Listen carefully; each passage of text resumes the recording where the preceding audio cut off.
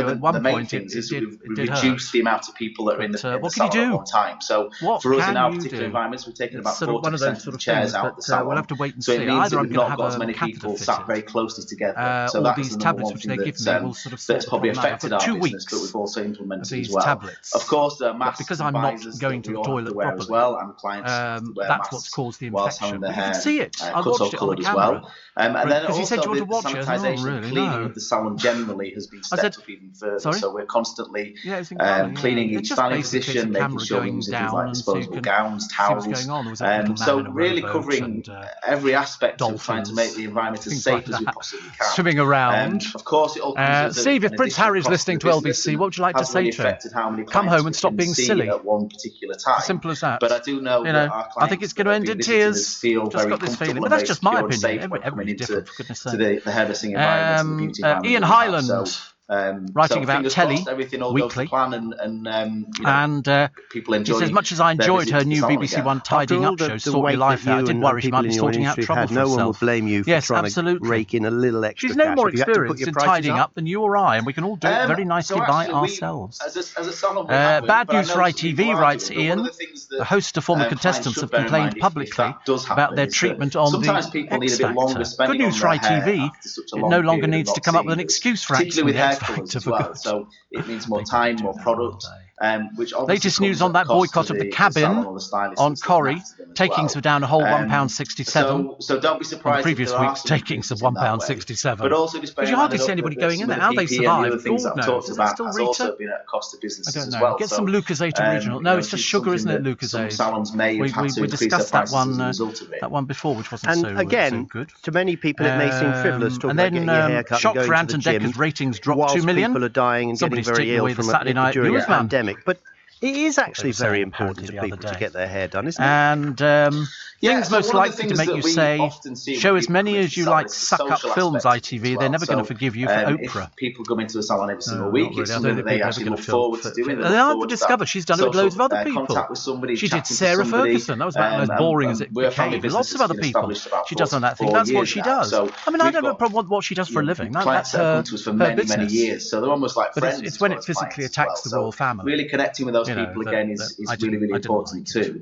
And also, the actual what do we got? The way that having your hair is life. Cut or could make somebody feel is a great thing for confidence and actual well-being. You're probably right, actually. But then they're into that. Looking forward to that's what they do from an early age. They're members of the royal family. They don't have to do anything. They don't have to press, wash. Brilliant. Thank you very much indeed. You were British Hairdresser of the Year in 2019. Did they have the award last year in 2020 or not? Something like that. I've got no idea. It sounds like the ultimate hotel living. Was in 2019, and then I had living in a hotel and somebody comes in in London last year, and then the event is happening again this year. A salad. Amazing, isn't it? I feel so sorry for the hairdressers. They've really had it rough. Just when they opened again, and they've got to do all this and spend all this extra money. It's so difficult. Really is. But anyway, hopefully today they start making money. So well done. That was Robert Eaton. He complained about it. She didn't like it at all. 2019 hairdresser of the year shopping on Kent High Street.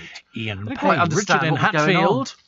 This is a day off from work for me today. The gallantry medal of a heroine of the Blitz has sold for more than 23,000 at auction. I've got a poem for you in a moment. You're going to love this one. Was buried to the neck under the rubble Steve, of a I remember the day of Diana's funeral. She freed herself. Will it be the same on Saturday? 22 hours saving the lives of mostly children. Shouldn't think so. No, Diana's funeral went through London. This is a private funeral service. People are like that at Windsor Castle. There's going to be no my medal.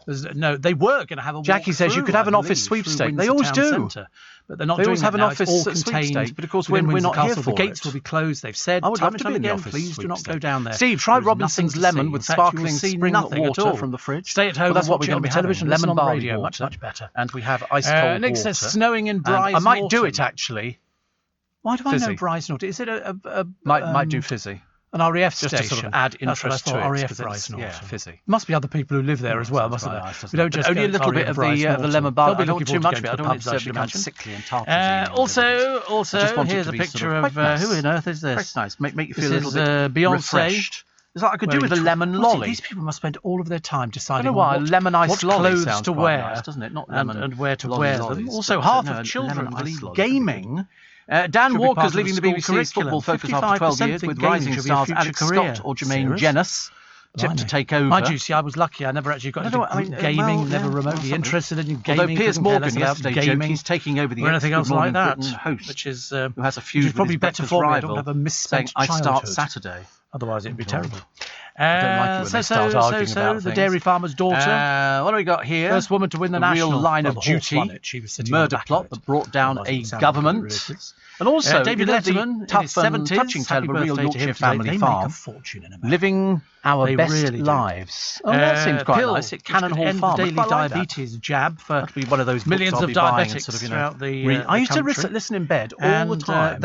And I used to read. I'll tell you more about it because it's an interesting story. The Titanic violinist Lockett. I'd lie in bed. Which could be sold. They reckon for £20,000. Anything that's got the Titanic's name on it. And you just close, and then you think, I'll just rest for a little, take it up to 20,000 down, or and that's beyond. it, you're gone, aren't you? Completely gone. Completely gone. Pets are great friends, but terrible passwords. A lot of people use their pets as passwords. If you haven't got any pets, you're stuck. Oh, and by the way, Debenhams will reopen on Monday for a fire sale. It's the closing down sale. One last time and everything's got to go. So perhaps you could queue for Debenhams in the morning and then you could sort of nip to the pub in the afternoon and show people your ill-gotten gains. People would like that. Debenhams collapse into liquidation, ended I can't believe it either. 243-year history on Britain's High Street. The company said it was closing down sale was the last chance for customers to say goodbye. What about all the poor people working inside there who somebody's going to get? See you. Thanks very much indeed. Oh, yeah, thanks. Nothing left, is there really? Nothing left. Ghislaine Maxwell says, I do flush the loo regularly. Do you remember the other day they were complaining she doesn't flush the loo regularly? Not going away, that one, is it really? It really isn't. You're listening to a podcast from LBC. Morning, everybody. Jonathan Shallett's up and getting ready to cycle to the office, wearing his Nike trainers. He said, have you worn yours yet? I certainly did, actually. Unfortunately, I don't possess a cycle. But I hope you have a lovely day today. And it's freezing out there. You will suffer with the cold. It's not very nice indeed. So little poem, very little poem. Not exactly the longest poem we've ever had. This one is called The Pet Friendless Pub. It's by John Williams. I took my pet to the local pub. Barkeep called me a flaming grub. You can't bring a snake in here. It'll put people off their beer.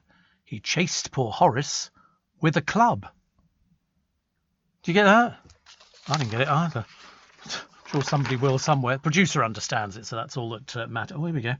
Cup number 3 of peppermint tea this morning. I'm going to look like a blasted peppermint by the time I've finished. I feel very sorry for a couple. Well, in fact, there's some families got lovely houses down in Upminster in Essex, and mattresses, furniture and bags of trash ditched around a house and garden in Upminster. Problems started when the garden was allegedly advertised as a tip. The families have gone to the... you've never seen like it. All these flatbed truck turns up. Flatbed trucks? Who would have flatbed trucks? And they just dumped... You've never seen so much rubbish in your entire life. Absolutely dreadful. Steve, you can go to the gym, sweat and breathe all over each other, but you can't sit in a pub or a coffee shop. I know. Don't ask me to explain it. I tell you, even I didn't understand it at all, I'm afraid. But so you could do that. I'm assuming people, when they go to gymnasiums, will be socially distancing. Don't you think so? I think that's how it's going to be working. Big Brother star Pete Bennett broke down after paying an emotional tribute to Nikki Graham. She died, only 38. Only 38. Way too young. Way too young. But he says, I thought we could save her, but we couldn't. But it's okay. She's in a good place. She's not suffering anymore. And he's absolutely right. She's at a much more peaceful place. A bit like the Duke of Edinburgh. He's at a peaceful place now. He doesn't need to worry about it. But apparently he didn't like Sarah Ferguson at all. I can't remember why he didn't like her. But anyway, he just didn't like her. So whenever he was at Sandringham, she used to go. But the moment he turned up, she was out the door as quick as possible. And so, of course, she's not invited to the funeral either, which I suppose she could have been. But no, definitely not. And he apparently came outside of hospital and said, get that thing away from me. He wasn't referring to Sarah Ferguson, of course. He was referring to a wheelchair.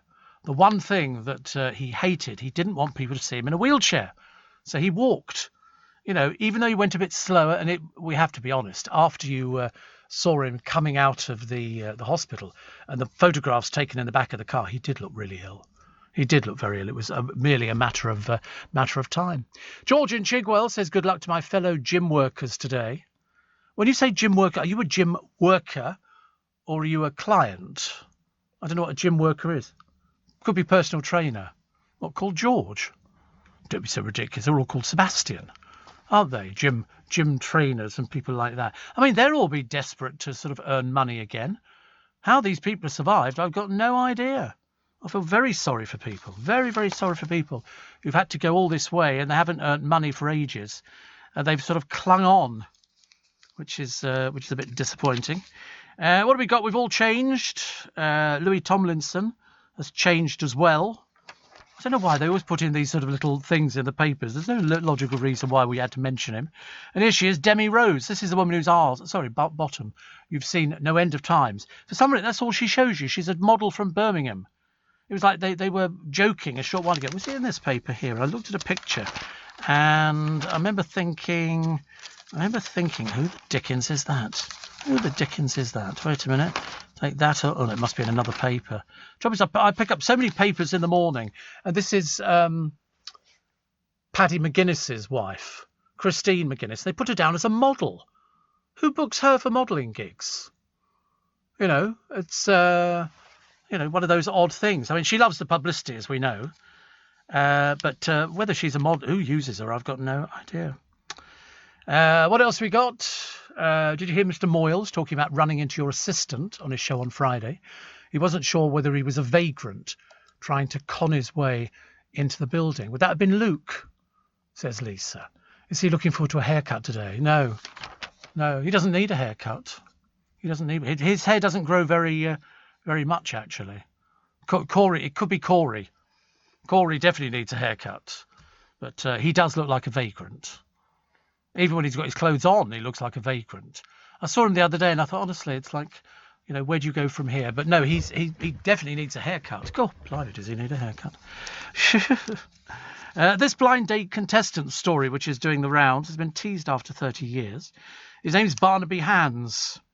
And way back in 91, he was a 20-year-old student. He found her too dramatic. So he didn't pick her. He picked a student nurse called Sam. Joke there somewhere. Barnaby, now an executive at Paramount Films, says, I still get teased about this to this day. Everybody kept telling me, you idiot. My brother used to tease me so much. But Barnaby is now 50. Seems like, imagine having that dredged up in your life every 5 minutes. Good Lord. Fede says, I'm in Harrow now. One of the hairdressers is already open. Really? I know that the pubs can get special licensing. The hairdresser, I don't suppose you have to open at a particular time, do you? I mean, if you're sort of up and awake and you've got a hairdresser, then you can start cutting hair. I love listening to that bloke we were talking to earlier on. He apparently is booked up for weeks in advance. I'm not booked in yet. I've not booked. Why do you think I need it? Honestly, you look at my hair thinking, oh God, I mean, I've had it long before. No, no. I bought a pair of clippers. So as you can see, I managed to do it really well. Very well. The back's a bit of a problem for me, but it doesn't really matter. I just stick a baseball cap on and nobody knows the difference. But you've not booked in because you don't need it. No. Booked in for it? No, you don't need it. No, you don't need it. If your hair hasn't... I mean, Corey's, he doesn't get it cut even when they're open. That's the problem. He just sort of goes, oh, and then he sticks an Alice band in there and we all go, oh, right, Corey's got his Alice band in. So I'm not surprised that Mr. Moyles thought it was a vagrant trying to access the studio. He does look like a vagrant. I keep saying to him, put a hat on. Cover it up. Honestly, I walk down the road with him, I feel embarrassed. Don't like to feel embarrassed, poor soul. 25 past 5. Not that it makes any difference. It's only a Monday morning. It's going to be freezing cold out there today. So if you're thinking of going out, put a scarf on, put a hat on, put gloves on, because you are going to freeze. Now, am I the only one who is thinking it's slightly peculiar that Kerry Katona, who I thought was peculiar anyway, her 13-year-old daughter takes her raunchy online pictures? She's comfortable showing her breasts online and insists the kids don't mind. Kerry gets her daughter Heidi to take some of the snaps for her subscription site. She said, mums have as right to show off their bodies as anybody else. My children know I do it. And Heidi even takes some of the pictures of me for the site. Yeah. She admits she worries her kids will get... You've never worried about anything that you've done to embarrass your children, dear. She said, I do worry about my children getting grief. But they'd also get it if I gave it all up and became a lollipop lady. No, they wouldn't, dear. Be actually interested to see you actually doing a job for the first time in your life. But she feels empowered by the sight and loves the financial security it's brought her. Oh, good. She said, my kids are fine with it. They're loving the money. Oh, well, that's okay then, dear. I don't want to be rude about it, but for goodness sake, if it comes down to the money, it's a bit tragic, isn't it? Because let's face it, you've never, you have wasted an awful lot of your money over the years, and we all know where it went. So, if you actually sort of want to start showing your boobs off to people, and your kids take the pictures, and you're okay with it, well, that's your business. 40 years ago, To the Manor Born ended. 40 years ago, but remains one of the best-loved comedies. In 1979, the last episode of the first series was watched by 23.95 million people. That's how popular it was. So Penelope Keith is 81. She's 81.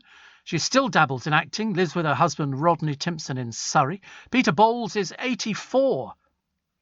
He lives with his wife, Susan Bennett. Angela Thorne, Marjorie Frobisher, was Ord's best friend and an absolute brick.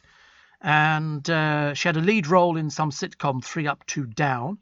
Their sons, Rupert and Lawrence, followed them into acting. Peter, who was her husband, what was his name? Peter Penry Jones, died of bowel cancer in 2009. But she's still going. She's still going, bless her. John Rudling, he was Brabinger. He didn't make it. He died in 1983. Gerald Sim played the rector. He passed away in 2014. He was 89. Daphne Hurd, who was Richard's pushy mother, Maria I can't remember how you pronounce it now, Pulovica, I think. But Mrs. Pooh, she died aged 78. And Michael Bilton, he was Neil. And he appeared in loads and loads of things.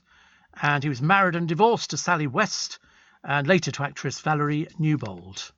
I don't remember him. He was Ned. He was Ned.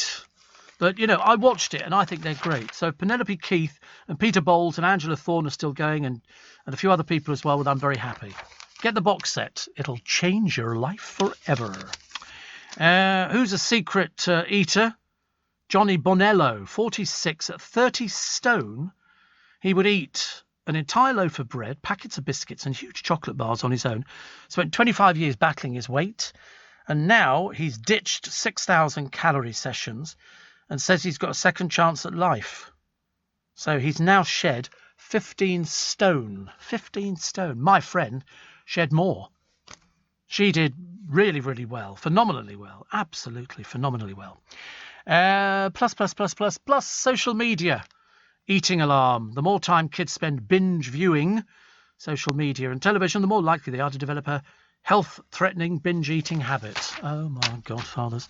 That's all we need. Denise Welsh talking about the soap in her new documentary series. She keeps going, doesn't she, Denise Welsh? I reckon she's got a right little temper on her. Right little temper. Mo says, cannot wait to get the car washed and get a haircut. Oh, I'd love to get the car washed. Love to get the car washed. I might have to do that today, but I've got to go back to the hospital to pick up tablets. So that'll be good. Steve, back to work today after 4.5 months. Hope I can remember how to teach pupils to drive.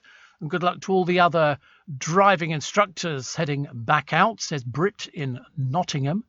And I'm a trainer based in London, Steve, and I want to wish everybody good luck today. People heading back into the gyms, the bars opening for outdoor seating, and even hairdressers getting ready. So there you go, Dan. Good luck in making some money today. I'm sure you will, but my God, it's been a long haul, hasn't it? Here in the UK, we sell amazing products and services the whole world wants. At the Black Farmer in Devon, our produce is enjoyed on both sides of the Atlantic. We're McKinnon and Saunders from Manchester, and our puppets are watched on 6 continents. So whether you're new to exporting or experienced, explore global growth for your business with free support from the UK government. Access information, training, events and expert advice to help you find new customers overseas. Visit great.gov.uk to get started. You're listening to a podcast from LBC. Sue says, Steve, how can all these actors that I grew up with be over 70 when I'm still 21? Join the club. Join the club. And Shane says, I wouldn't mind Corey's head of hair. I'm getting thin on top. He's got enough for about 3 or 4 people. Seriously, he's got loads of hair. I mean, I don't... Perhaps his girlfriend likes long hair. But, you know, he could get it trimmed so it looks a little bit smarter. 26 minutes to 6. It's Steve Allen's Early Breakfast on LBC.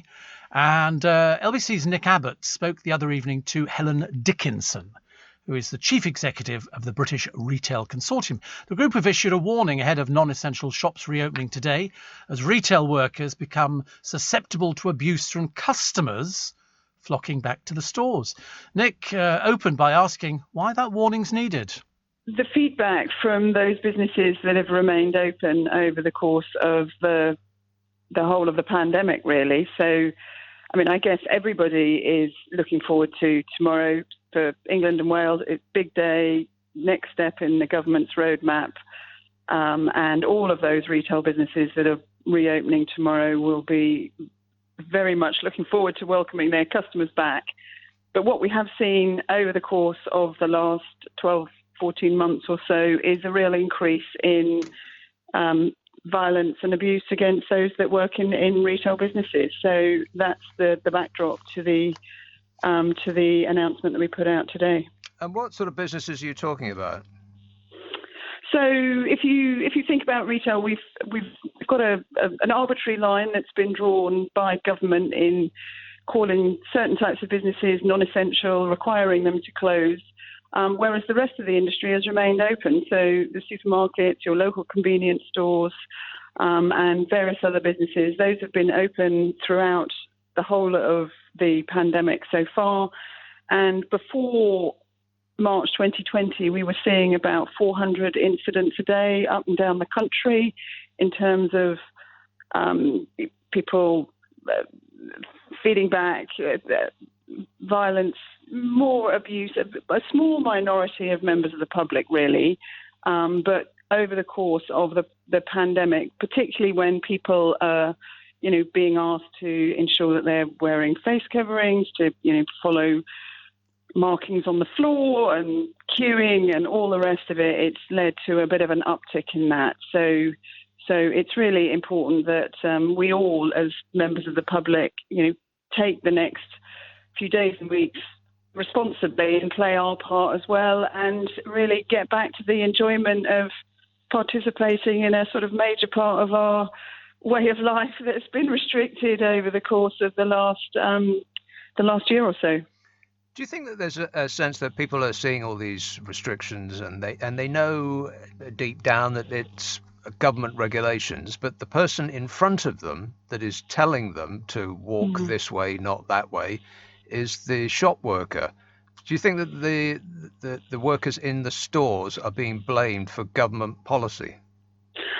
I think it's a really, it's a difficult position for some of those people. It is absolutely a minority of members of the public. So I think it's really important that, we don't over dwell on the negative and encourage people and make sure that they have the confidence to come back. But it is also important, I think, to highlight that those people who have been working throughout and those that are going back to work tomorrow, it's not fair on them to be put in harm's way or to be at the forefront of that kind of abuse from members of the public. So, yeah, I guess there is a little bit of sort of blaming the messenger, if you like, but these are really important rules.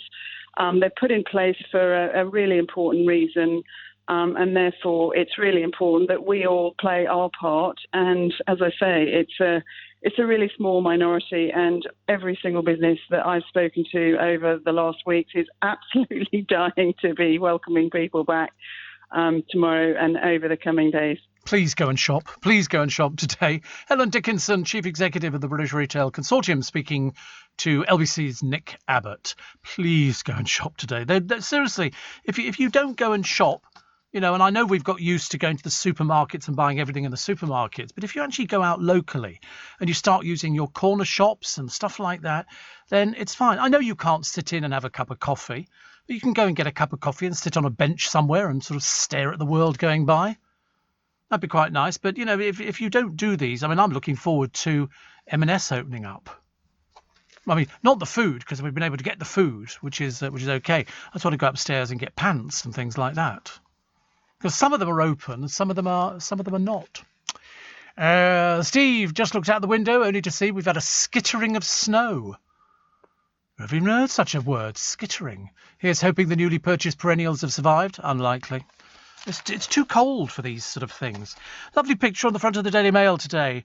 This is Sophie Wessex, Countess of Wessex, and she was very tearful. She said it was so gentle, like somebody took him by the hand and off he went. Now, you're going to think this is a really bizarre question. She wasn't there when he died. How does she know that? Is that what somebody said? I know that the Queen was with him because they were sort of saying that he didn't want to go back to hospital. He'd been ill the day before, and they'd said, should we take him back to hospital? She went, no. She wanted him, and he wanted to die in his own bed where he was comfortable. So they arranged meals around when he was hungry and things like that. But of course, as people go through these phases, he would have lost his appetite, all sorts of things that he didn't want to do. But I think she showed a very human side. Very human side. Your father-in-law has just died, and they obviously got on very well together. So the family have united as tributes to Philip bring her comfort. Well, they should do. Her Majesty should always know that she is much respected. The Household Division Veteran Riders Club laid a wreath at Windsor. The one thing, I'm slightly disturbed by a woman who's pictured in the paper today kneeling in prayer outside Buckingham Palace. I mean, that's taking it a bit. We know that after Diana died, there was all these flowers. I mean, literally, flowers everywhere. £30 million worth of flowers Diana got, and they've said specifically on this one, please don't bring flowers down, please. They've got nothing to do with them, and they've got one little young girl. She looks about 3 to me, praying by flowers. Do you think this is parents going, listen, just go and close your hands? I know it seems cynical, but I can only think about things like that. So Harry, unlikely to wear a military uniform. He was stripped of his role as Captain General of the Royal Marines, which he took over from Prince Philip after deciding to quit royal duties. He also lost 2 other honorary military positions. That means he can't wear the corresponding uniforms at official events. So it's likely he'll dress like other former servicemen in a suit and medals. He spent 10 years with the Household Cavalry, Blues and Royals, rising to the rank of lieutenant. All other senior male royals are expected to attend in uniform, apart from Prince Andrew. Well, why would that be? Why would that be? I think we know. Carried by the Land Rover, this is the final resting place. If you've never seen Windsor Castle, then you must look in all the papers today, because you'll see the processional route which comes down from the gate, the state entrance. The private chapel is where he is at the moment. Then the state entrance, he'll be removed to there. The quadrangle will be lined by Household Cavalry and the Foot Guards. It's all very near the private apartments. There'll be lots of people representing in the quadrangle. Lots of people, including the Royal Navy, the Royal Marines, the Band of the Royal Marines, the Queen's Royal Hussars, the Grenadier Guards, the Highlanders 4th Battalion, Royal Gurkha Rifles, the Rifles, Corps of Royal Electrical and Mechanical Engineers, the Intelligence Corps, Foot Guard Band, the Guidon Colour and Truncheon Parties, Cadet Forces, and the Royal Commonwealth Ex-Service Leagues. And they will bring Prince Philip all the way down past the Round Tower. And it's a straightforward road. They've used it many, many times before. And he will then go into Horseshoe Cloister, which is part of St George's Chapel. And they'll have the service there. The cameras will be inside. They've been told, I believe that all the people filming inside have been told, do not concentrate, please, on the family's faces. Because they're going to be wanting to do that, aren't they? They're going to be wanting to take pictures of Harry. They're going to want to take pictures of the Queen. But I think it would be very inappropriate on this particular moment. So it'll be covered on LBC. Steve, getting ready to get to Primark for 8 o'clock. Am I mad, says English lady. Are you mad? You're going to go to Primark at 8 o'clock? What, have you run out of clothes? You're going to stand there stark naked or just in your pyjamas? Goodness gracious me. Still to come. What was the most watched programme on Friday? Gogglebox. Gogglebox was the most watched programme on the television, as people apparently switched off. Whereas, in fact, we got nothing but more phone calls, more everything else. BBC lost 6% of its audience on Friday because there was this blanket coverage of the Duke of Edinburgh. But you would expect it for the Queen. I would expect it for Charles. I wouldn't necessarily expect it for William and for Harry, people like that. But I would certainly expect it for the Duke of Edinburgh. I mean, for goodness sake, what he's achieved in his life. And the loyal aides rallying around the Queen in her hour of need. These are people she feels comfortable with. These are people she can talk to, because it must be a pretty lonely job being the Queen. And the only person who treated her like a normal person was Prince Philip. That was the only person who she allowed to treat her. So they, when they were doing all the ceremony and everything else, it was all perfect. When they went home, they were just an ordinary couple. Difficult to believe, but I promise you, that's the way it is. You're listening to a podcast from LBC. Apparently, Primark at Bluewater are opening at 6 a.m. Good Lord above. Are people that desperate to go out and do shopping? Obviously, yes. Obviously, yes. Freezing in Biggleswade. Lovely. So who is top of the list of staff closest to the Queen? And bearing in mind they are staff. Okay, well, top of the list is Angela Kelly, personal assistant and senior dresser, the most powerful woman at court. She is gatekeeper to the palace's inner sanctums and revels in the nickname of AK-47, which you can work out for yourself. She's the daughter of a crane operator at Liverpool. She said, I come from a humble background and I hope to stay humble. She met the Queen in 92, working as a housekeeper. They're so close that she even wears the Queen's shoes in, brushes her hair, and Palace Insiders says rubs her feet after a particularly long day. So there you go. I mean, that is a really coveted job to have, and I bet you she doesn't look on it as a job at all. How much money they would earn for this, I've got no idea. No idea at all. Other close aides include Tall Paul, towering page of the back stairs, Paul Wybrew, who appeared with her in the James Bond sketch. He's with her every day. I was part of HMS Bubble with her and Philip at Windsor during the lockdown of the past year and sees more of her than almost anyone else. He's been rewarded with a host of honours for his loyalty because that's what the other person you'll have seen as well is Sir Edward Young, who's worked at Buckingham Palace since 2004, and her head groom, Terry Pendry, who rides with her regularly. She likes riding and she likes to go. What they talk about, I've got no idea. So you could say to her, did you sleep well last night? Or somebody, did you see that programme on telly? The answer is probably not. I don't think they you certainly didn't with Prince Philip. You certainly didn't make polite small talk. He didn't like small talk at all. He would tell people off. And how did Philip sign all his letters to Diana? Fondest love, Pa. That's what he wrote. And I bet they've saved every single one of these letters. That's what they save in the royal family. Because he spent a lot of time, I think even up until the day before he died, he was writing letters and reading and stuff like that. So bless his heart. But here are all the pictures of the people getting ready. Leslie Mason setting up table. She's got the Terrace Bar and Cafe in Plymouth. That's a view and a half. Oh, I'd love that. That'd be great. Absolutely great. Also, Anna Brock preparing a glamping site in Alton. All people want to do, though, is go out shopping. All I want to do is get the car washed. I might have to go out and get my car washed and see what it looks like afterwards, because at the moment it's absolutely filthy. I don't think I've ever seen such a dirty car. I mean, really, absolutely terrible. Return of the Glamour for the BAFTAs big night. The best film is something... No, I don't know. Does this sound familiar to you? It's called Nomadland. And it's about somebody who lives in a van. Now, there was a theatre piece I went to see with Dame Maggie Smith years ago called The Woman in the Van. And this was about somebody who, in real life, moved their caravan onto somebody's front drive and stayed there for ages and ages. And I think this film is something very, very similar. Best Actor, Sir Anthony Hopkins for The Father. Actress Frances McDormand. Supporting Actress Yoo Jung-yoon, Minari.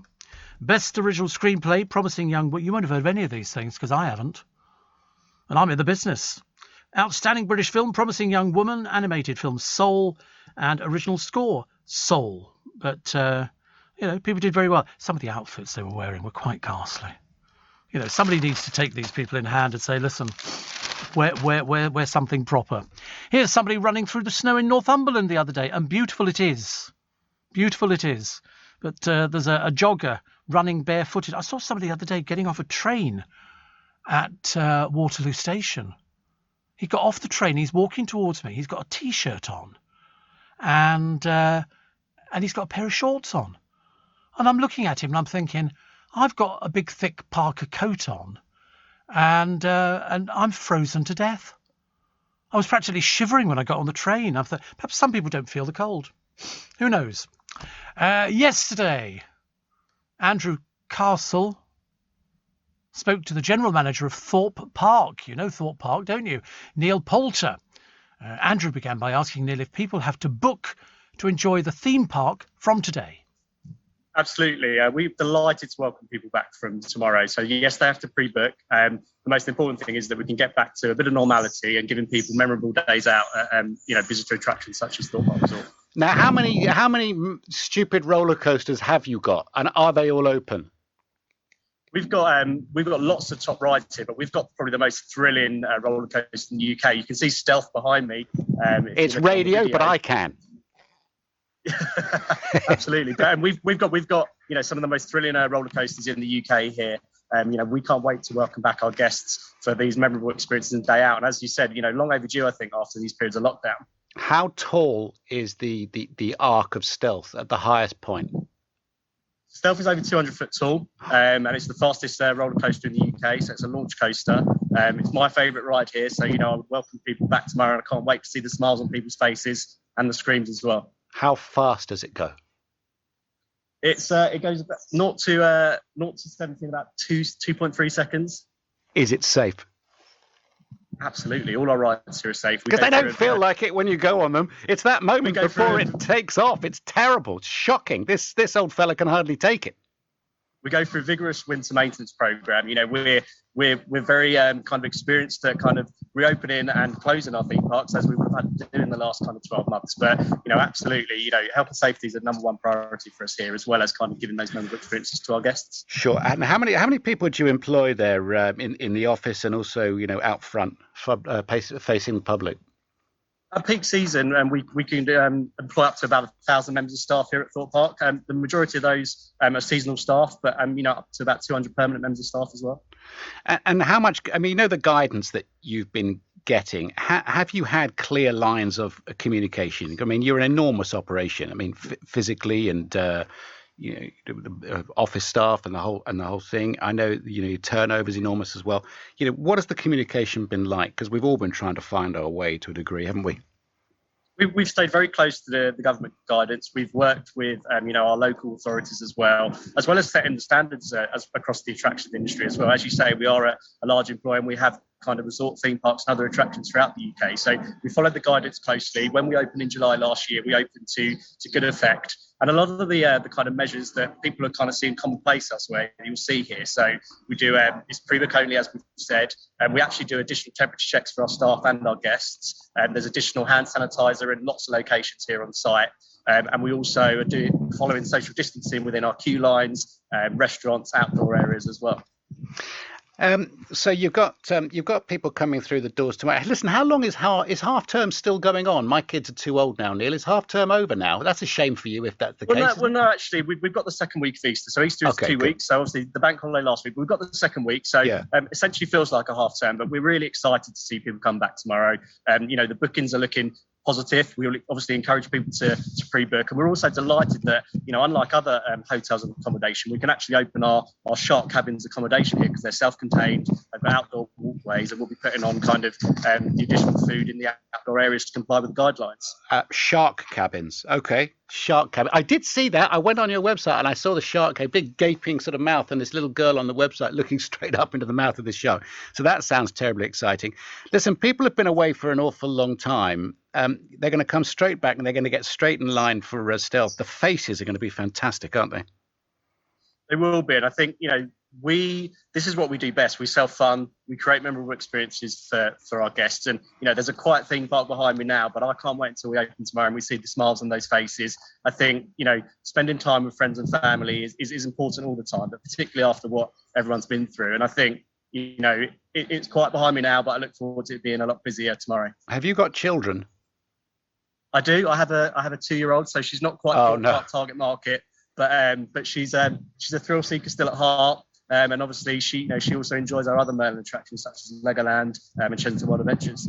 Listen, mate, if you continue to be general manager of Thorpe Park, she's going to love you very, very much until she's a bit older. Yes, I think that would be the case. And her friends are going to love you very much as well. You're a very important man.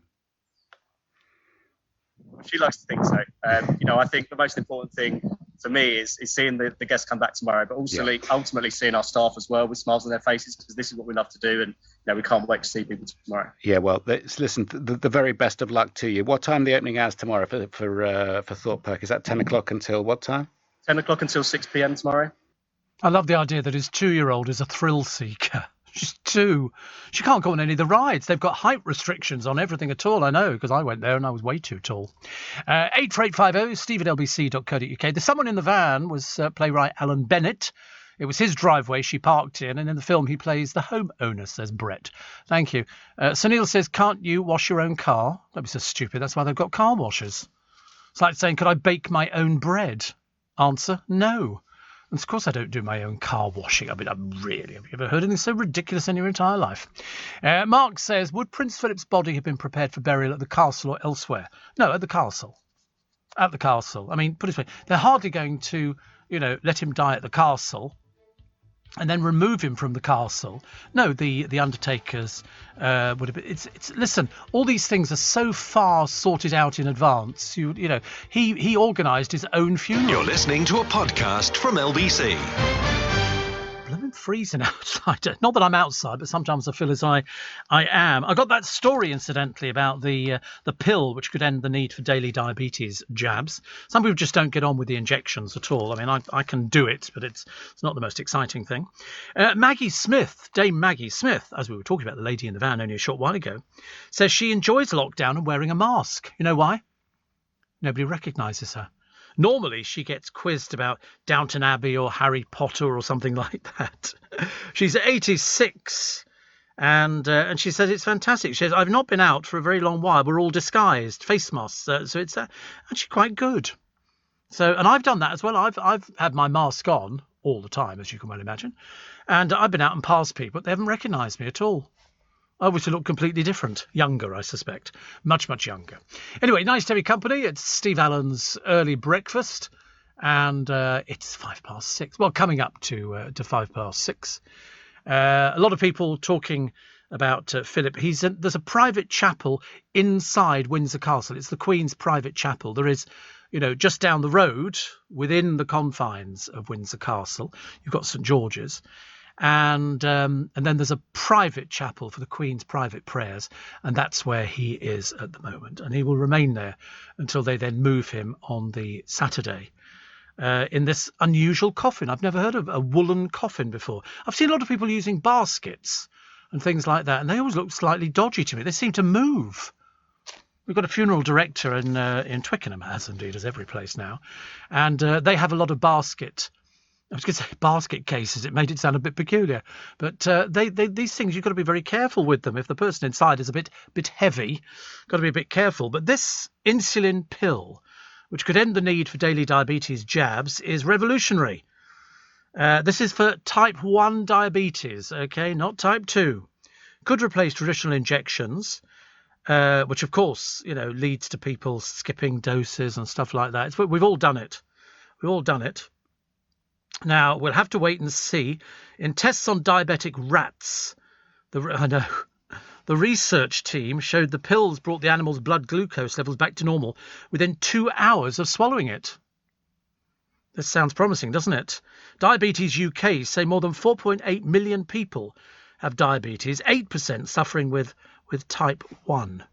So we'll wait and see what happens with this. The researchers in NYU Abu Dhabi believe they've solved the problem by creating a framework of tiny organic particles which can resist the body's efforts to digest them. Amazingly, the capsules actually protect insulin from the harsh environment of the stomach to transport it safely into the bloodstream. Do you know, pardon my French, they're bloody brilliant in hospitals, aren't they? They're absolutely amazing. What they can do now. You know, when you think years ago, I remember the first time we talked with Dr. Christian Barnard about the first heart transplant. Now, they do heart transplants on a regular basis. It's considered quite normal. When you consider the inroads that we're making, not as many as or as fast as I'd like to be with cancer, because there are so many different forms of cancer. But that's what I would like to see, the government chucking as much money into cancer and all these other things, these other illnesses which are affecting people. You know, because we could save so much, couldn't we? Really, save so much. Anyway, we'll wait and see what happens. I'll let you know more on that. Although I'm actually looking at... Oh, sorry. I only have to look at somebody having an injection. I feel quite queasy. Not very good at all. Not very good at all. Yesterday, Tracy Nichols, who's the owner of Workout Fitness Club, which is a gym in Hales Owen in the West Midlands, spoke to Andrew Castle. He gets all the good gigs, doesn't he, really? Tracy was asked whether the gym had to restrict the number of bookings ahead of its reopening. Yes, we have got restricted numbers, unfortunately, but we've been there before. We did it last year. I think people have just become a little bit more flexible, whether that's, you know, they're working from home or some possibly still currently on furlough. I think people are just so desperate to get in here that they appreciate that their times may change where it's possible for them, and they've got that flexibility to do so. It's just a case of working it round, Andrew. We've just got to get back and do whatever we can to get people back in, working out, keeping healthy, and looking after themselves. Is it going to be freezing cold in there? Have you got to get so much ventilation in there? Have you taken the front of the place off? No, I wanted to, so we could do outdoor classes. No, I'm in here now. I'm down here now at the moment. So we, you know, the thing is with gyms, and particularly ours anyway, you don't want a warm gym. You know, although that might be nice and cozy to walk into. Once you get training, if you're there to do the purpose that you're there for, you want to get warm. You're working out, so you don't want it too warm in there anyway. So you know, the windows are open. We've got the ventilation coming through. Just following all the regulations, really. Have you got PTs, some personal trainers who do one-on-one sessions? Are they going to commence again? Yes. So we will. Again, it's following all the regulations. So some of our members, I spoke to you before, have been so amazing, and they supported us through lockdown, which has saved us, to be honest, because even with the grants and the loans, we wouldn't have survived. So they've helped us, and we even had people that supported us, and once we were allowed to do outdoor PTs, so they've stayed with us. And, you know, we've PT'd them out in the snow, the rain, the wind, and all sorts. So they can't wait to come back into the gym. So those all, commence tomorrow as well. And so do your standing orders, direct debits, and people paying you, Tracy. That's the main thing. Yeah, as I said, we had people that continue to stay with us, which helped us get through. But obviously then as of tomorrow, all of our outgoings increase massively again. Sure, so we are just hoping, that people come back, people, you know, new members are everybody's welcome back. So it's fairly easy. We're just hoping for the best. What time does Workouts with a Z open in Hales Owen, West Midlands, Tracy? 6 a.m. tomorrow morning. 6 a.m. is ridiculous time to try and work out. What's the matter with you? Have you got anything at 11? Yes, come down, come and see us. No. You're welcome. No, I'm playing. I've got some tennis. That's enough for this old man. I don't think Andrew Castle needs to go to gymnasiums. He spends his time playing tennis and all the rest of it. Talking to Tracy Nichols. Do you love her voice? I thought her voice was really cute, actually. Owner of Workout Fitness Club, a gym in Hales Owen. So they're open now. And in fact, there are lots of... We've got a new... What? Do I want to head to me? Do I look like I go to a gymnasium? Honestly, what land are you from? Now we've established that you've got to book the gym. We've got a new one that's opened in Twickenham, which is literally, it opens today. That's its first day, and I can't remember what it's called, but it's one of those you buy by the month or something like that. But it should be very interesting. Steve, I've just opened the curtains and there's quite heavy snow falling, says Mike in Sandhurst. Oh yes. Steve, having slept in my own comfy bed since coming to our world, I'd rather leave than being forlorn in a hospitalised institution. God bless the Duke. Yeah, he'd already decided this. He's 99. You weren't going to argue with him. If he said, I'm staying here, he'd be warm. Although I reckon that, don't you reckon that Windsor Castle's a drafty old place? I always thought, every time I look, and I've been there quite a few occasions actually and done sort of the tour. And I remember thinking then, oh, I bet they're freezing cold in here. Every single one of the royal residences seems to suffer from coldness. I mean, the Queen Mother, the only reason she lived so long is she was practically frozen to death. Poor soul. Also, the staycation rush, staying safe behind the wheel. This is from Mr. Loophole. This is Nick Freeman. He knows about these things. He's had all the famous clients, Alex Ferguson and Barbara Knox and everything else. So he says, leave the phone alone. I still see people on the telephone. Do you see it? I mean, I've actually got it. It's automatic in my car. The moment I get in the car, I don't need to touch anything at all.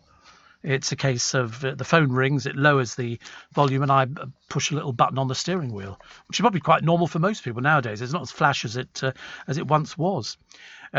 He says, always take sunglasses with you. You want to make excuses a little bit later. Check your medications. Stop before you get tired. Choose the right playlist. And leave that cruise control alone. I've got cruise control. I've never used it. Because as fast as you sort of put it into cruise control, you've got to take the blooming thing off again, which is not worth it. Think of a lady today who's, you think you're having a bad day. Her name's Ellen Keithley. She's had her home wrecked 10 times by cars and lorries crashing off a sharp bend in her village. Joyriders used the 90-degree corner to skid and drift around it. She had somebody driving a Lexus, uninsured, a drink driver. I tell you, these people need to lock it up in prison. She said in the kitchen there was a massive hole in the wall. I mean, I'm surprised she gets insurance now. Rutland County Council have said they have approved safety moves. I think so too. Her son's 61, because she's getting on a bit now.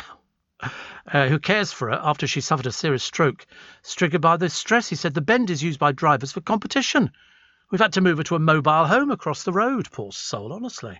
About time the council did something about it. Start putting flashing cameras in, get people arrested, get them into prison, and take them off the road. Still to come, the story of the Titanic violinist Lockett, which could be sold for up to about £20,000. You're listening to a podcast from LBC. Morning, everybody. Nice to have your company. Welcome to Monday. Snow flurries in Ascot. Can you believe it? Says Helen. No wonder you're feeling so cold. Listen, I walked out this morning, and lucky the car was ready, so I literally just sort of sat in the back of it. They all say the same. You all right? Oh, wait, not really, no. And sort of put into work, and he had the sort of the heating on. And I remember thinking, I sat on my car the other day when I came in yesterday, and I've got heated seats, which again, not such a flash thing to have nowadays, but very nice, very, very nice indeed. But all of a sudden you feel as though you've got incontinent, as if I didn't need anything else to sort of worry about. So here is the story of the Titanic violinist Lockett. Now, I've got this one wrong. I thought it was found on him after his body was found. His name is Wallace Hartley. And he gave this locket to his sweetheart before he boarded the Titanic. He led the 8-piece orchestra on the deck of the ship to help calm the passengers. So the band famously played on during the disaster in 1912. They are said to have struck up Nearer, My God, to Thee as the Titanic plunged beneath the surface. Then Wallace's body was recovered 10 days later. A case containing his violin was still strapped to his body. And that violin was sold at auction in 2013. How much do you think it went for? I mean, it was played on the Titanic. It doesn't get any more. £900,000. 900,000. But prior to the voyage, he'd given his fiancée, Maria Robinson, a locket set to sell for 20 grand. He had been reluctant to take this job. So soon after proposing, we thought it'd be a good way to get contacts for future work. Maria kept the locket until her death in 1939, at which point it was given to her favourite niece. 82 years later, the niece's daughter is selling it through the auctioneers Henry Aldridge and Son of Devizes in Wiltshire. It's a phenomenal piece, and what's remarkable, it stayed in the Robinson family until now. So it could be worth £20,000. His violin went for 900,000, But 20,000 for a locket. I mean, it's a unique piece of memorabilia. You're not going to find these sort of things. And people who collect this sort of memorabilia would absolutely love it, and somebody would pay, I would think. Snowing hard in Lane End in Buckingham. What on earth is going on this morning? We've gone completely round the bend. I've never heard of anything like it. Snow at this time of year. I know we've had snow at this time of year before, but snowing. By tomorrow? See, now people have started writing in, going, snowing here, snowing there. Snow dusting in Hanwell. Definitely cold and frosty morning, says Sue. I don't mind that. I don't mind that. It's good. I'm here. Somebody else telling me about snowing here, snowing there. I've never heard anything like it. Honestly, we're freezing to death. Yesterday on Swarbrick on Sunday, the chief executive of the British Independent Retailers Association, Andrew Goodacre, was asked by Tom Swarbrick on Swarbrick on Sunday whether today's reopening of non-essential shops was overdue. Well, just massively pleased that we will be open tomorrow. I think if you ask any retailer, they will tell you that they would ideally have liked to have been open before Easter. But we all accept that the roadmap is suitably cautious and sensible. And we can look forward to tomorrow as being a glorious 12th, I suppose, in terms of opening. On this question about the government's handling of it, I know that there are people who represent the pub trade who are pretty furious about how the government has handled their part of the economy. Are you more relaxed about how the government has dealt with you? Do you understand the reasons why you've been forced to shut for so long? I think we all saw what happened in November, December with this wave with the Kent variant and the pressure it put on the National Health Service. I think we all accepted the closure at that point. I think our frustration with government policy has been around this distinction between essential and non-essential shops, because in our view, too many non-essential shops have been masquerading, large retailers masquerading as essential. But that's in the past now. I think we have to look forward and say tomorrow's a new opportunity for businesses, independent retailers, to rebuild their business and to look forward, hopefully with no more lockdowns on the horizon. To what extent do you think some of your members would be willing to have to find the practical way of dealing with COVID certificates if it meant that they could drop social distancing in their shops? That's a really good question. And we've been asking, doing some anecdotal research with our members. And the idea of a COVID passport as such for retail is a very fluid environment, people popping in and out of shops and walking down a high street. And it doesn't seem a practical solution for retail. So as an alternative, social distancing would be preferential. Although, ideally, by the time we get to 21st of June, if we can continue on this roadmap, then certain measures of social distance will be put on the back burner as well. Andrew Goodacre, Chief Executive of the British Independent Retailers Association, talking to Tom Swarbrick. I can't believe the amount of people who are telling me where it's snowing at the moment. But in fact, even the producer, because all the people who booked the pubs for today, if it snows, you're going to be sitting there literally with your anoraks on, with the snow coming down, just so you can have a drink outside. I think you should just go out and buy a bottle of wine and go home, especially as he lives next door to the pub. Shane says it was very cold in Sydney this morning, 7 degrees. So double it, 14, add 30, 40. So that's all right. Bearable for us, I suppose. Bob in Bracknell says heavy snow in Bracknell. Stop it. I'm not believing all these things now. I think we need to sort of get it all checked. And Steve, I just needed to text you today. I've wanted to do it for years. Well, why not? Listen, you push the boat out. You push the boat out. Snowing in Woking. And I read it again, actually, just while we were listening to some bits and pieces a moment ago. Daniela Westbrook, remember Daniela and her troubles? She set this is not the first time we read this. I did this story about 3 weeks ago. She set her eye on a part in Emmerdale because they won't touch her in anything else. Now she's become a country girl, which is slightly bizarre because the former EastEnders star said she's been horse riding and running regularly since moving to Aberystwyth in West Wales. She played Wolford Sam Mitchell. She says, I love EastEnders, I love Sam, but my dream is Emmerdale. Yeah, well, they're never going to put you back in. In fact, she's already been replaced in EastEnders. She says she's kicked her long-running cocaine addiction, plans to move to Yorkshire, where the ITV show is based. It's getting very scary. It's a bit like stalking. She says, I've always ridden horses. Well, how many people do you see riding horses in Emmerdale?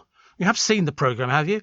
There's no chance that they're ever going to put her on that. I would be very, very, very surprised if they go, oh, yes, let's risk Daniela Westbrook. Not going to be happening. It really isn't. So Tom Jones says he still wants to be belting out his hits for audiences in his 90s. He's 80. He's 80. He's a very good 80. The voice coach also told about the first time knickers were thrown at him on stage.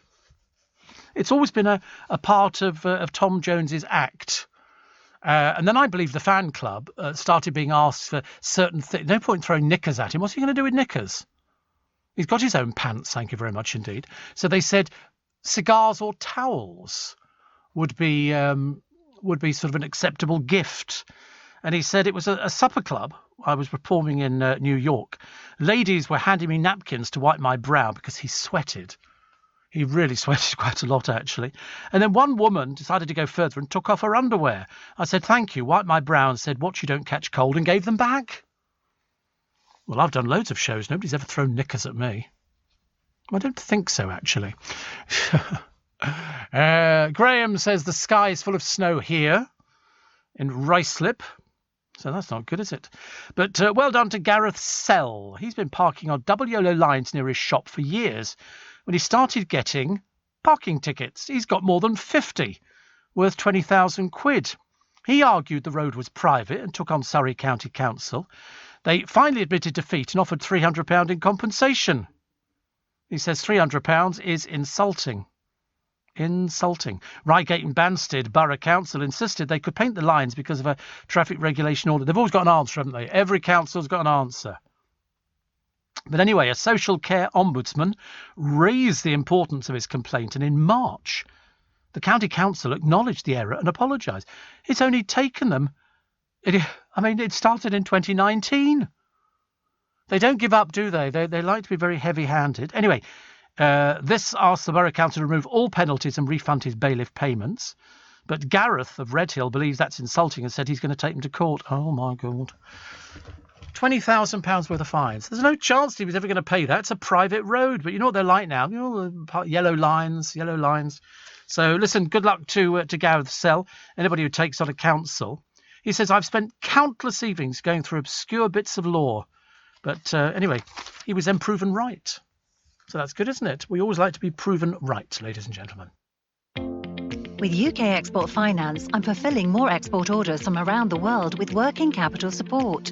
Export insurance means I'll get paid when exporting to challenging markets. At UK Export Finance, we believe no viable UK export should fail for lack of finance or insurance. Between 2022 and 2023, we provided £6.5 billion of government-backed trade finance to support UK exports. Learn how we could help you win export contracts, fulfill orders, and get paid. Search UK Export Finance today. You're listening to a podcast from LBC.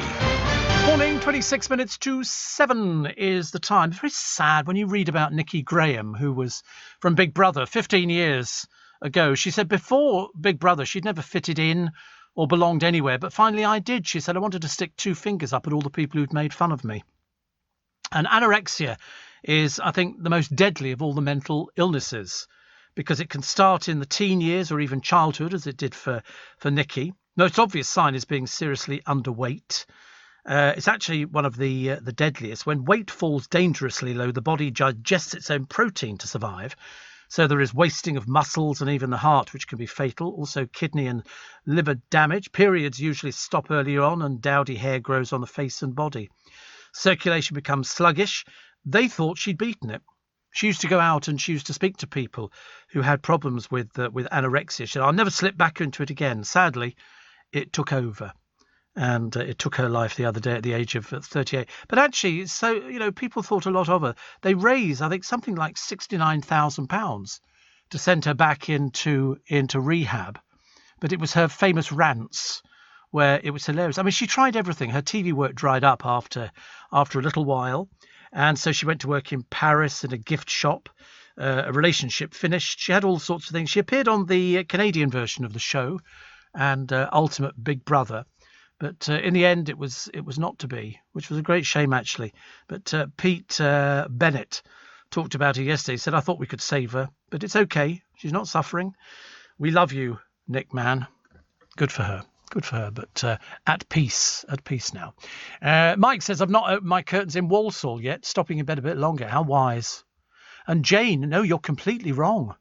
Oh, no, you're completely wrong. I'm not going to repeat what it is, but no, you're completely wrong. Good Lord above. You couldn't be further from the truth. Couldn't be further from the truth. So, I don't want to go into it. Steve, it's Leeds in the eye of the storm at the moment. It's beautifully clear blue skies, whereas the reports you're getting from around the country suggests that Arctic weather is going up. Well, that's what they've said. I feel like we should rush into the song, Do You Want to Build a Snowman? I still like that film, actually. I love the songs and everything. Little Julie, thank you. Yes. Thank you. What have we got? We've got 24 minutes to 7. 24 minutes to 7. Ian Payne welcomed the executive chairman of Oakman Inns and Restaurants, Peter Bourgeneil, to LBC yesterday afternoon. Peter was initially asked how he was feeling over the reopening today. We wish we could be open inside. Pubs weren't a problem last year. They won't be a problem this year. We've got the vaccine. So we're nervous, but what you do, you just get on with it. We're just getting everything ready. We're trying to make our outside areas as attractive as possible. But, this is England, not the Costa Sol, I was going to say, you've probably got your eye on the weather forecast, haven't you? Yeah, obsessively. What is it like tomorrow? It's cold and dry, and I think people will come out. Yeah, no, I think you're right. So in terms of indoor facilities, you've got to wait till when before they'll open? Is that June? May, the 19th of May. But at that point, we'll be opening with restrictions, and it won't be until June that you'll be able to kind of go back to normal. And that's presuming the government stick with the plan. Right. So if you were to argue about opening up pubs, for example, indoors, how would you argue about safety if the traditional pub is all queuing at the bar and that's not socially distanced, is it? Yeah, I would have accepted quite happily a situation where we opened up indoors with sit down only and social distancing. We'd prefer to be open fully, but I think it would have been a sensible compromise. I think it's just a little bit too harsh to have outside only. The inside of a pub, a modern pub has got air conditioning, so it's actually a much safer environment than a private home. Plus, we have all the measures. And, of course, I think we all know that everybody is meeting in their own homes at the moment, aren't they? No one's really bothering with that part of the rules anymore. Did you have or do you have any sites that haven't recovered and you've had to close? No, we'll get them all back open. We've got one that can't open tomorrow because it hasn't got a big garden. But we've been lucky. We're going to kind of to reopen every single pub by May. Well, there you go. It's interesting, though, isn't it? I mean, if this hilarious, if this snow comes down, what are people going to be doing? Sitting at tables covered in snow? I don't know. Ian Payne talking to the chairman of Oakman Inns and Restaurants, Peter Bourgeneil. And so they're opening all except one, and that's only because they've only got a little tiny garden. Snow in Alaska, says Bob. You reckon? You reckon? Do you know, when we look at the weather that we get in this country, and then I watch television programs, what am I watching? Something to do with, Alaskan, whatever it is. And they live with snow for about 6 months of the year. And you look at it, and there's one woman there. What does she do? She sells petrol. Planes will sort of fly in, and they will buy petrol off her. This woman spends most of her time just sort of covered up because she's so cold. So I'm not at all surprised. But, I mean, for anybody going out to pubs today, good luck. I'm sure it'll be fine. But if the snow comes down, please tell me you're just not going to sit there at the table. I bet you are, actually. How are you going to manage it otherwise? They might well put umbrellas over all the tables. Or, funny like, couldn't they put like a temporary gazebo up or something? Oh, they've got heat. Oh, I love those heaters. Aren't they nice? I like those. I saw one on the television advertised a short while ago. I nearly bought it. I don't know why. And it doesn't matter. You put it outside. It doesn't matter if it rains. This thing is quite safe. It's electric. And it's safe. They actually showed you pouring water all over it. Seriously, I've never seen anything like it. It's obviously got some sort of, it's a gas or something like that, which means that it's fairly safe. I nearly bought you one, but then I thought better of it. Why should I? What do you call lags? You know, people in prison. What do you call them? Prisoners? What do you call them? I thought we called them prisoners. I thought they were there on sort of detention. But anyway, a prison governor has asked lags if they want to be recalled residents. I mean, seriously. Olivia Phelps launched a review after an inmate highlighted mass confusion over how jail staff should refer to them. Crims. Crims. I mean, you can't call somebody a resident, can you? Miss Phelps, who runs HMP Littlehay in Cambridgeshire, says, I'm not aware of any national policy stating what we must call people in custody. It's right that we listen to and respect views. But they're prisoners. They're not resident. Well, obviously, they're residents, but then we're all resident. I'm a resident of this studio. Could also be called an old lag, I suppose, but it's unlikely. Stephen Gillen, General Secretary of the Prison Officers Association, said, it isn't the biggest issue in the world with all the problems we face, but it's another example of PC gone mad. Does seem like that, doesn't it? Does seem like that. Little Julie says, that's good. I'm going to wait a couple of weeks until it warms up a bit more to eat and drink outside. Do you know, I couldn't be sitting outside if the snow comes down today. Wait, even if you've got a heater. And this appears to be the selling point for the producer. You know, he went, it's got a heater. I'm going, ooh, wow. You know, in other words, ain't nothing going to spoil my drinking. It's as simple as that, you know. We don't mind, because if you have enough drinks, you won't notice the snow, will you? As we sit there looking like snowman. Do you want to build a snowman? 2 soldiers in an army tank escaped unhurt when it toppled over. I've never been in a tank. Always been one of my ambitions to actually get into a tank and do one of these things where they go over Salisbury Plain. I quite fancy that idea. It won't happen. I'm way too big for those sort of things now. Harry Potter star Rupert Grint has enraged neighbours by conjuring up plans to turn his Country Manners old barn into 3 family homes. Wow. Rupert bought the 18th century pile for $5.4 million, tried to sell it for $6 million. Now he wants to convert the disused barn into eco-friendly 3-bedroom pads. Do you know he earned £40 million from Harry Potter? £40 million. He's also got a £24 million property empire. And neighbours fear traffic and environment problems, say the area needs housing, which is more affordable. Well, I don't know. I saw some lovely housing the other day, and it was old, looked like aircraft hangars. And I thought that was quite nice. They were beautiful. I mean, the bedroom was enormous. You could have an ice rink in your bedroom. Well, I'd say an ice rink, provided, of course, you're in this particular weather. But it sounds lovely.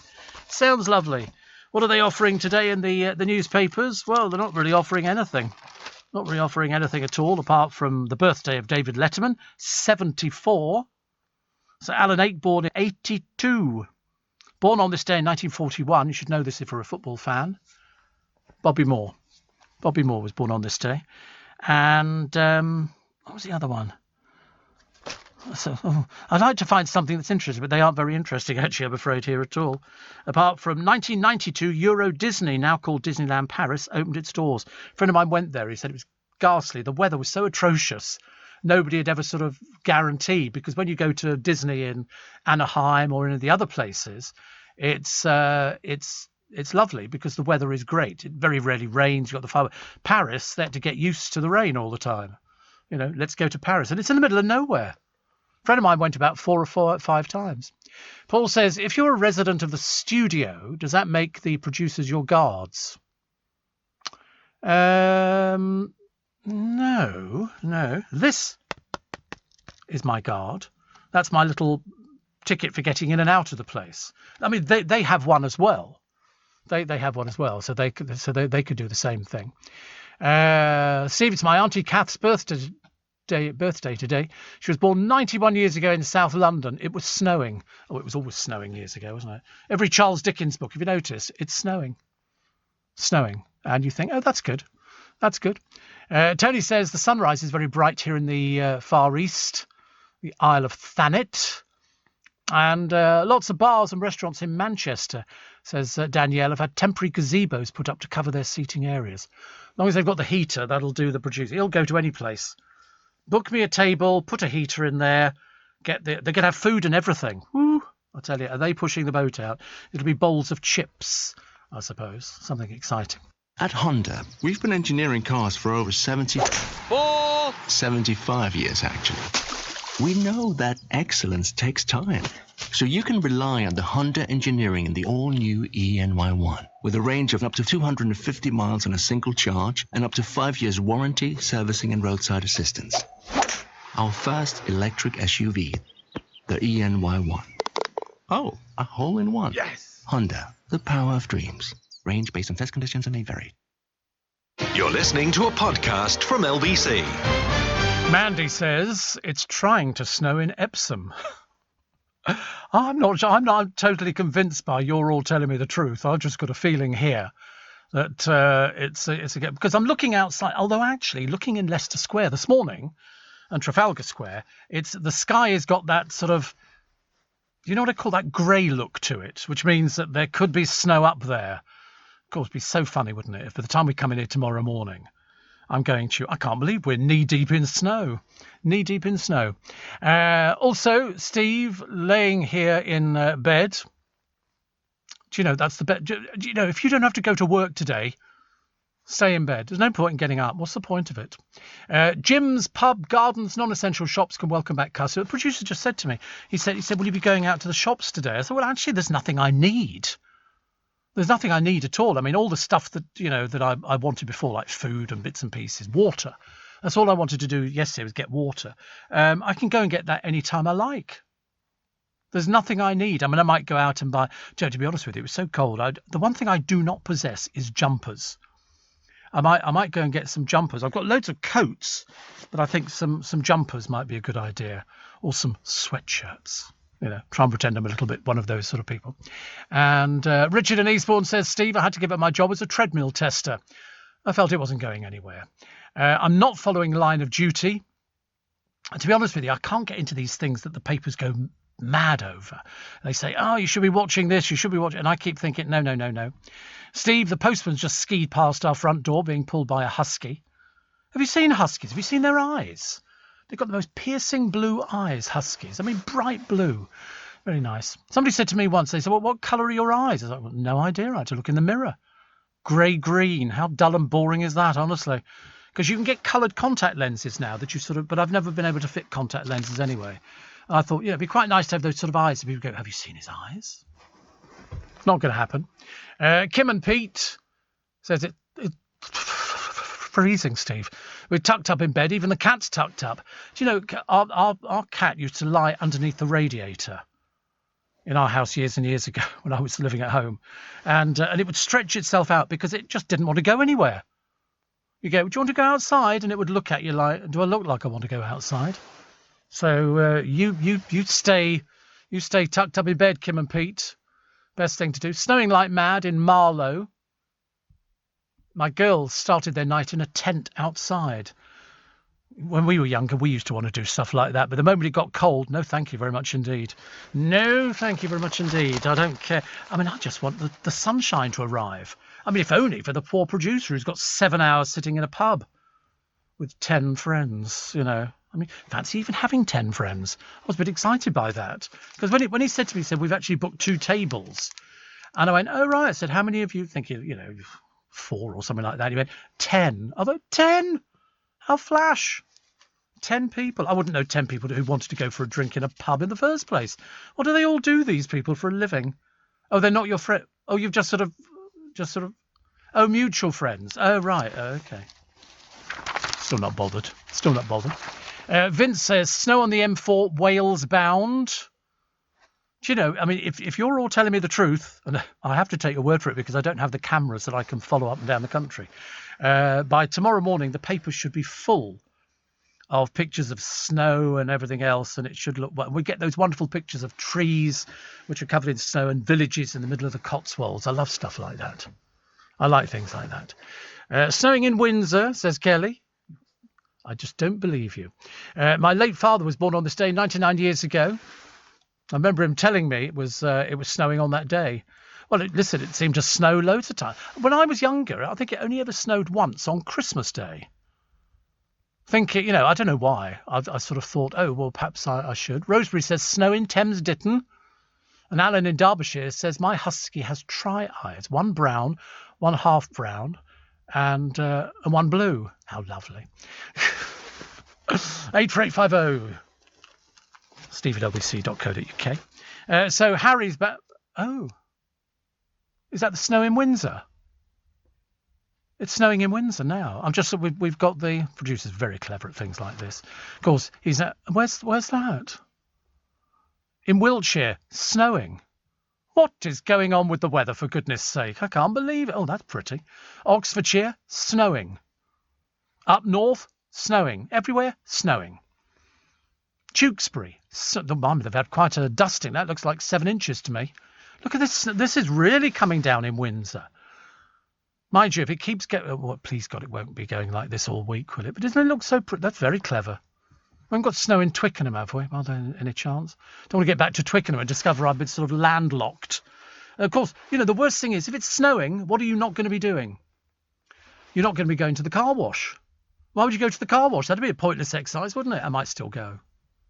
Because I feel sorry for them, because I like my car wash. They're very good. Very good, but I don't need anything. Snow in the Cotswolds, Steve. Snowing in Slough.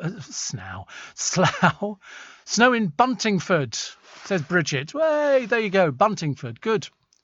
And it's obviously... Can we see another map? Have we got another map? It's not snowing in London, is it? Have we got any snow maps in London? Trying to find something that's sort of, that's very interesting. I can't believe it's snowing. I seriously can't believe it's snowing.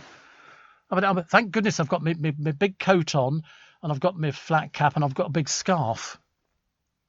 Because I don't really want to stop. Because there's nothing worse, is there? You know what happens when it snows? We fall over. Sue says it's sunny here in Perthshire. You would be different, wouldn't you? And Steve says, Catherine, it's snowing in Horsham, but I have a ray of sunshine coming through the radio. Oh. And Steve, snowing in... Well, here we go. Is that so? Sunny intervals and light winds, light chance of precipitation. What's precipitation? But so 9 o'clock, 10 o'clock. It's I think you're going to get snow. I think you're going to get. It looks like it's running all the way through, doesn't it? Really. Looking at those, but I don't know what snow means on it. They show me a picture of the blooming maps, and I've got no idea. So Harry's back in the country. Where he is, I don't know. The Queen's probably had a light breakfast this morning, and is giving him a good talking to. Because let's face it, he's not been back since all of this blew up. And as far as I'm concerned, it ain't gone away. Dissing the royal family, I'm afraid, is one thing. Dissing it and sort of drawing attention to yourself at your grandfather's funeral, I'm afraid, is a big no-no. So I think they will be laying down the law to him and saying this is how the procedure will run. You won't be wearing a uniform. Mind you, Prince Andrew won't be wearing either. Penny says snowing in Hassocks. And Judy in Sutton Coldfield, bless you, says, just to reassure you, Steve, no snow in Sutton Coldfield. Thank you. But snowing in the pub where the boy's going to be going later on today. Yeah, I believe those tables are covered already. He'll still go. He will still go. It's as simple as that. Snowed on Saturday, but didn't stop our lawn bowls opening up, says Mark. Twickenham forecast at the moment, snow, says Peter. And there's a little fluttering, says Jackie in Kingston. Oh, nice. Nice. I don't care. I've got an umbrella. Not with me. I should be get it. Oh, please don't snow before I get home.